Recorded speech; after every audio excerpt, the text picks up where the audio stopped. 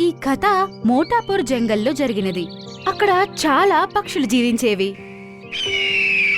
అక్కడే 2 గద్దలు కూడా ఉండేవి, సోను మరియు మోను. అవి సోదరులు. సోను చాలా చెడ్డవాడు, మోను చాలా మంచివాడు. సోను ఎప్పుడు ఏదైనా తీసుకోవాలంటే వేరే పక్షులను చంపేసేవాడు. కాని మోను అదే పని చాలా ప్రేమగా చేసేవాడు. మరి ఒకరోజు దానా తీసుకురావడానికి అడవిలోకి వెళ్ళాడు.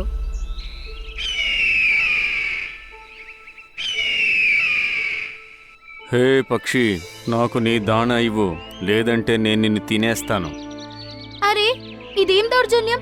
నా ఆహారం నేనే కష్టపడి తెచ్చుకున్నా. నీకు కావాలంటే నువ్వే వెళ్ళి తీసుకో. నేనెందుకు ఇవ్వాలి నీకు? ఆ మాటలు విని సోనుకి చాలా కోపం వచ్చింది. కోపంతో ఆ పక్షిని చంపేస్తాడు. అదే సమయంలో మోను అక్కడే ఎగురుతూ వెళ్తుంటాడు. కిందకి చూసినప్పుడు సోను పక్షిని చంపేసింటుంది. అది త్వరగా వెళ్లి సోనుని అక్కడ్నుంచి తోసేస్తుంది.